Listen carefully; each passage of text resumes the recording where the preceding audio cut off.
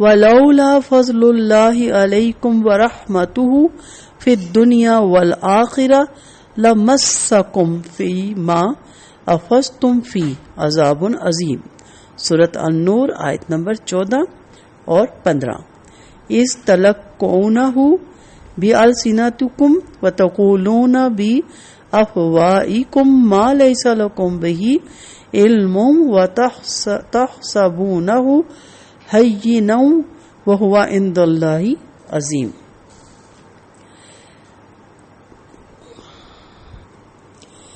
اور اگر تم پر دنیا اور آخرت میں اللہ کا فضل اور اس کی رحمت نہ ہوتی تو جن باتوں میں تم پڑ گئے تھے اس کی پاداش میں تمہیں بہت بڑا عذاب آ لیتا، جب تم اپنی زبانوں سے اس کا ایک دوسرے سے ذکر کرتے تھے اور تم اپنے منہ سے وہ کچھ کہہ رہے تھے جس کے متعلق تمہیں کچھ بھی علم نہ تھا، اور تم اسے معمولی بات سمجھ رہے تھے جبکہ وہ اللہ کے ہاں بہت بڑی بات تھی۔ اللہ کا فضل اور رحمت یہ تھی کہ اس نے مسلمانوں کو بالعموم اور اپنے پیغمبر صلی اللہ علیہ وسلم کو بالخصوص ان حالات میں صبر اور استقامت کی توفیق بخشی۔ یہ اللہ کا فضل ہوتا ہے کہ اتنے مشکل حالات میں، اتنے کڑے وقت میں، اور جب ایک ذاتیات پہ اتنی گہری چوٹیں لگ رہی ہوں اور اتنی بڑی الزام تراشیاں ہوں اور انسان حق پہ ہوتے ہوئے بھی صبر سے کام لے اور استقامت سے کام لے، یہ اللہ ہی کا فضل اور اس کی رحمت ہے، اور اس کی توفیق مانگتے رہنا چاہیے کہ اللہ تعالی ہمیں ہر وقت ہر حالات میں صبر اور استقامت عطا فرما۔ ورنہ منافقوں نے تو جس طرح مسلمانوں پر یہ زبردست وار کیا تھا، اگر مسلمان بھی جوابی کارروائی پر اٹھ کھڑے ہوتے تو حالات کوئی سنگین صورت اختیار کر سکتے تھے۔ اب اتنا بڑا الزام، اور وہ بھی نبی کریم صلی اللہ علیہ وسلم اور ان کی زوج حضرت عائشہ رضی اللہ عنہا پہ لگایا جا رہا تھا کہ وہ پیغمبر کی بیوی تھی، تو مسلمانوں کے لیے ناقابل برداشت یہ حملہ تھا، لیکن اس وقت اللہ تعالیٰ نے صبر اور استقامت دی اور جوابی کارروائی مسلمانوں نے نہیں کی، ورنہ حالات بڑے سنگین صورت اختیار کر لیتے۔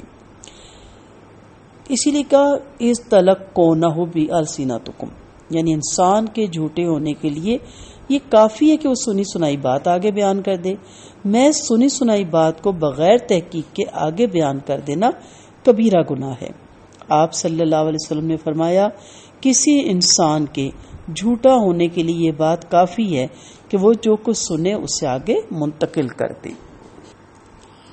اللہ تعالیٰ فرماتے ہیں لَمَسَّكُمْ فِيمَا أَفَضْتُمْ، افضتم یہ فیض سے نکلا ہے یعنی پھیلانا، تو افضتم یعنی منتشر کرنا، پھیلانا، جو تم نے بڑھ کر چڑھا کر اس معاملے کو پھیلا دیا، اس کی وجہ سے تم سب عذاب عظیم کی لپیٹ میں آ سکتے تھے، یعنی سارا معاشرہ اس سے ہل کر رہ جاتا۔ فرمان ہے کہ اے وہ لوگوں جنہوں نے حضرت عائشہ رضی اللہ عنہا کی بابت اپنی زبانوں کو بری حرکت دی، اگر اللہ تعالیٰ کا فضل اور کرم تم پر نہ ہوتا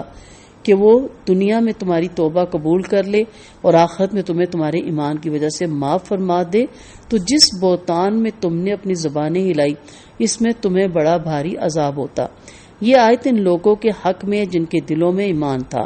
لیکن رواداری میں کچھ کہہ گئے تھے، جیسے حضرت مستہ، حضرت حسان اور حضرت حمنہ رضی اللہ عنہما،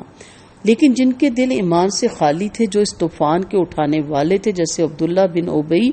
بن سلول وغیرہ منافق، یہ لوگ اس حکم میں نہیں ہیں کیونکہ نہ اس کے پاس ایمان تھا نہ عمل صالحہ تھی۔ یہ بھی یاد ہے کہ جس بدی پر یہ جو وعید ہے وہ اس وقت ثابت ہوتی ہے جب توبہ نہ ہو اور اس کے مقابلے میں اس جیسی یا اس سے بڑی نیکی نہ ہو، جبکہ تم اس بات کو پھیلا رہے تھے، اس سے سن کر اس سے کہی اور اس سے سن کر دوسرے سے کہی۔ یعنی یہاں کیا کہا جا رہا ہے؟ تلق کونا، تلق کا روٹ ہے یعنی جلدی سے لے کر اڑا دینا، پوری طرح بات بھی نہ سننا، سمجھنا بھی نہ، اور آگے پہنچا دینا۔ تو اس لیے یہاں پہ کہا گیا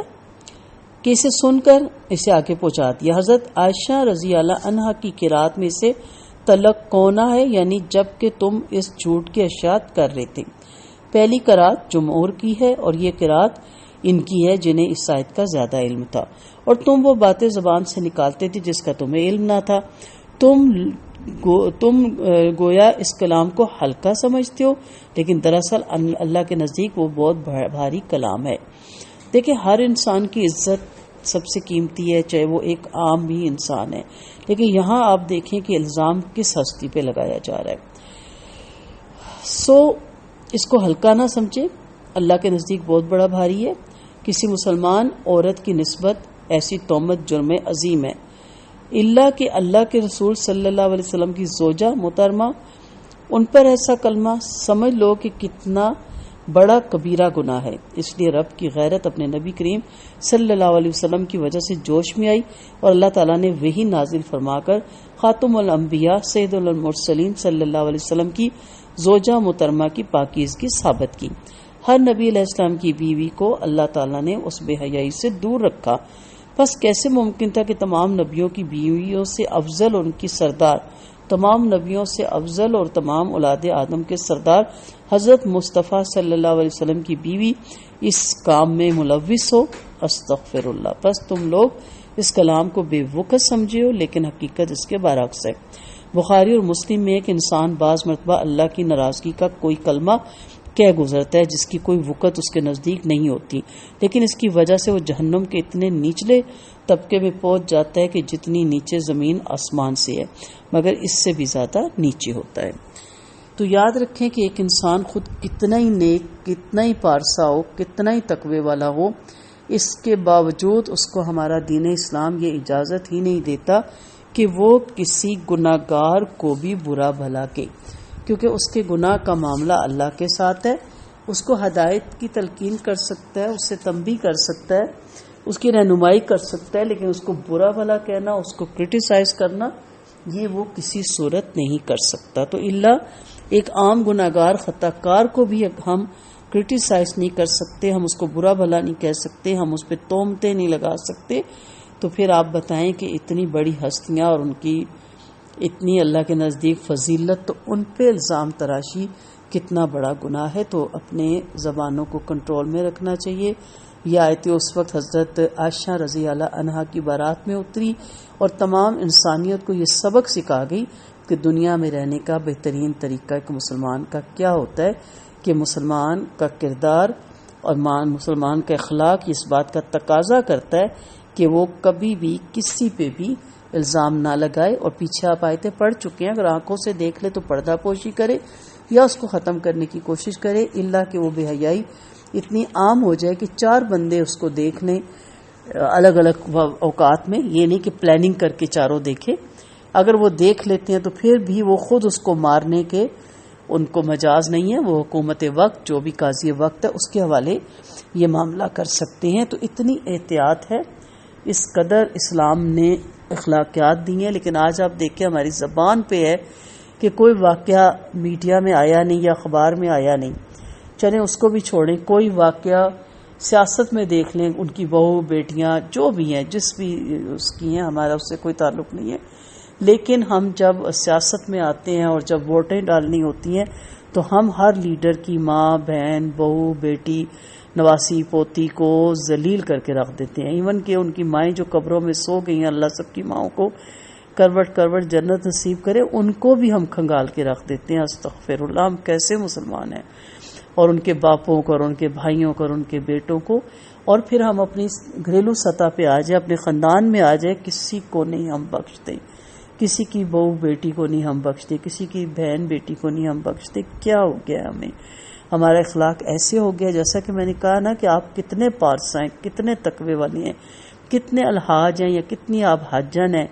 یا کتنی آپ شرعی پردہ کرتی ہیں، اسلام پھر بھی آپ کو اس چیز کی اجازت ہرگز نہیں دیتا کہ آپ کسی گناہ گار، خطا کار اور بظاہر سامنے ایک غلط کام کرنے والے کی بھی انسلٹ کریں یا بے عزتی کریں یا الزام لگائیں۔ اصلاح کریں، نہ کہ آپ صرف الزام تراشیاں کریں اور اشاعت کرتے پھریں۔ ہم بے حیائی کا اشاعت کرنے کے لیے سب سے بہترین کام قرآن ہے،